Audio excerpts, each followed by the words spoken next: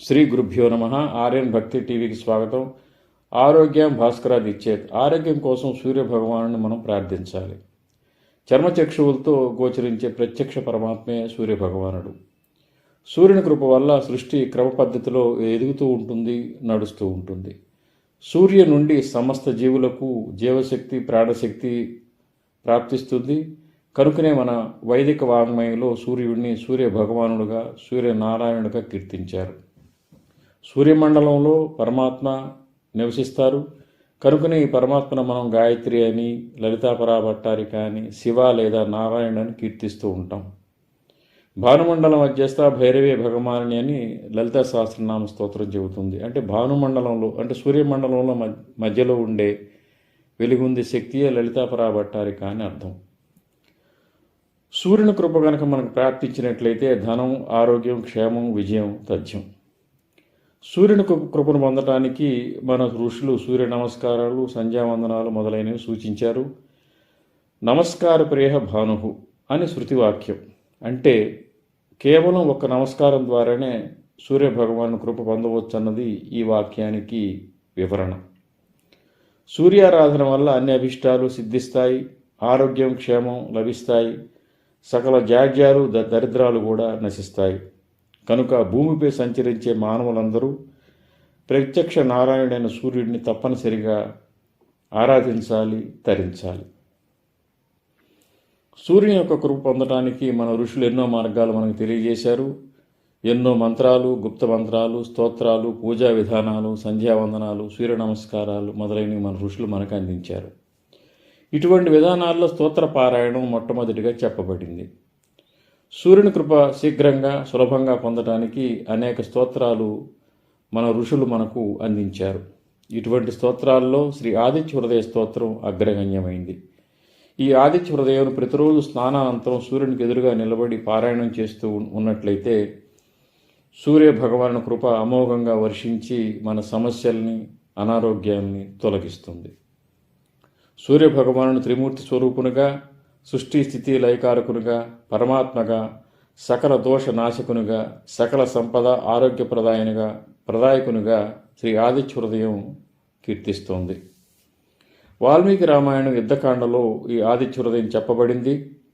ఈ ఆదిత్య హృదయ స్తోత్ర పారాయణం, సూర్యోపాసన ద్వారానే శ్రీరామచంద్రమూర్తి రావణునిపై విజయం సాధించారని సూర్యోపాసకుల నమ్మకం. శ్రీ ఆదిత్య హృదయ స్తోత్రాన్ని క్రమ పద్ధతిలో ప్రతిరోజు పఠిస్తూ ఉంటే ఎన్నో ప్రయోజనాలు మనకి కలుగుతాయి. ఆరోగ్య, ఆర్థిక, వృత్తిపరమైన సమస్యలు తొలగిపోతాయి. ఆదిత్య హృదయం ఎలా పఠించాలి, ఏ నియమాలు పాటించాలి అన్న విషయాల గురించి ఇప్పుడు మనం తెలుసుకుందాం.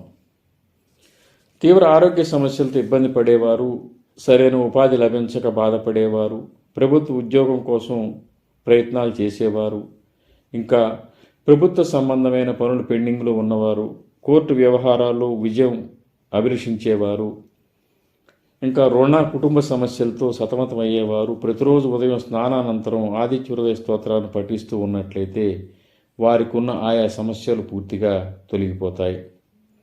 ఆదిత్య హృదయాన్ని ప్రతిరోజు ఉదయం సూర్యోదయ సమయంలో రవికి ఎదురుగా నిలబడి కానీ కూర్చొని కానీ పారాయణం చేయటం ఉత్తమమైన పద్ధతి.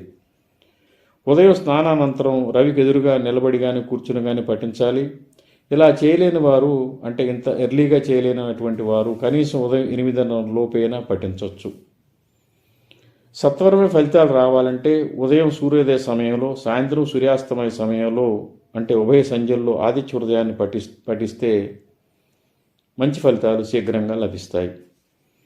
ఈ ఆదిత్య హృదయం స్తోత్రాన్ని పఠించేవారు ఆదివారం రోజు మాంసాహారాన్ని తీసుకోకుండా ఉండటమే మంచిది. ఆదివారాన్ని వీరు మాంసాహారాన్ని విసర్జించినట్లయితే వీరికున్న సమస్యలు వెంటనే తొలగిపోతాయి, కోరికలు కూడా శీఘ్రంగా సిద్ధిస్తాయి. ఈ ఆదిత్య హృదయంతో పాటుగా సూర్యునికున్న 12 నామాలతో అంటే 12 నామాలతో అర్ఘ్యం ప్రతిరోజు సూర్య భగవానుడు సమర్పిస్తూ ఉన్నట్లయితే శీఘ్రంగా అన్ని కోరికలు నెరవేరుతాయి. ఇప్పుడు ఏ సమస్యకు ఆదిత్య హృదయాన్ని ఎలా పఠించాలో తెలుసుకుందాం.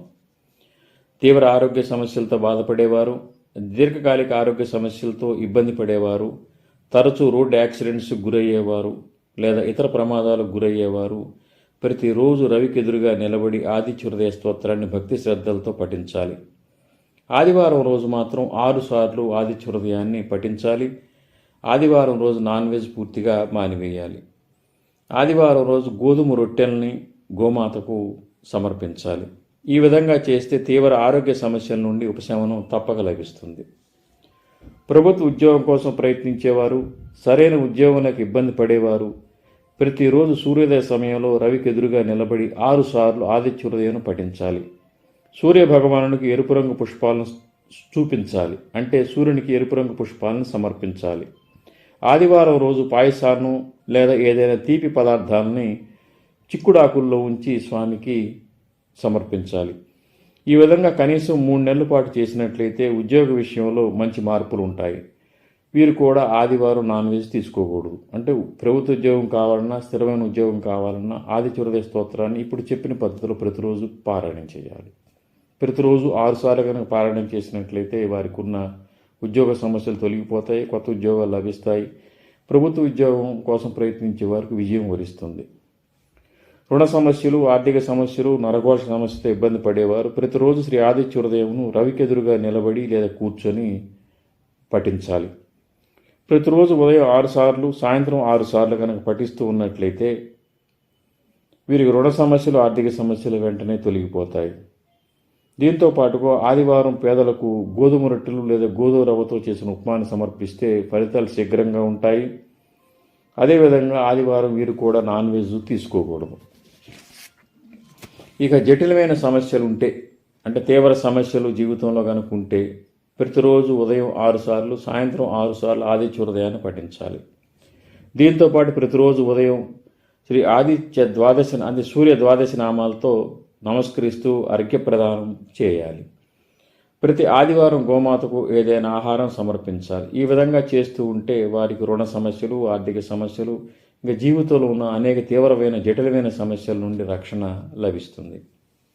సమస్యలు ఎక్కువగా ఉంటే ప్రతిరోజు ఉభయ సంధ్యల్లో ఆదిత్య హృదయం చదవటం మంచిది. అంటే ఉదయం, సాయంత్రం ఆదిత్య హృదయం పఠించటం మంచిది. ప్రత్యక్ష పరమాత్మైన సూర్య భగవానుని ఉపాసిస్తే తీవ్ర జాడ్యాలు, అన్ని దరిద్రాలు నశిస్తాయి. సూర్యోపాసన వల్ల ఇహంలో సంతోషకరమైన జీవితం లభిస్తుంది, పరములో ముక్తి లభిస్తుంది. సూర్య భగవాను వల్ల సృష్టి ఒక కర్మ పద్ధతిలో సాగిపోతూ ఉంటుంది. పరబ్రహ్మ అయిన సూర్య భగవాను శ్రద్ధాభక్తులతో సేవిస్తే కోరికలు తీరుతాయి.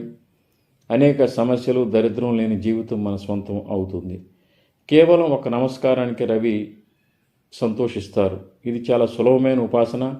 అందరూ, అంటే అన్ని వర్ణాలకు చెందినవారు, స్త్రీలు, పురుషులు, పిల్లలు, వితంతువులు, ఇంకా అన్ని వర్ణాలకు చెందినవారు శ్రీ ఆదిత్య హృదయ స్తోత్రాన్ని పఠించవచ్చు. ఈ ఆదిత్య హృదయ స్తోత్ర పఠనానికి గురూపదేశం అవసరం లేదు. భయంకరమైన కఠినమైన నియమాలు కూడా ఏమీ ఉండవు. ఇంతటి మహిమ కలిగిన ఈ స్తోత్రాన్ని స్క్రీన్పై ఇవ్వటం జరిగింది. అదేవిధంగా డిస్క్రిప్షన్లో కూడా ఈ స్తోత్రాన్ని ఇవ్వటం జరిగింది. కనుక అందరూ పఠించండి, సూర్యుని కృపను పొందండి, జీవితాలను సుఖమయం చేసుకోండి. శ్రీ దత్త శరణం మమ. శ్రీ ఉమామహేశ్వర కృపాసిద్ధిరస్తు. స్వస్తి.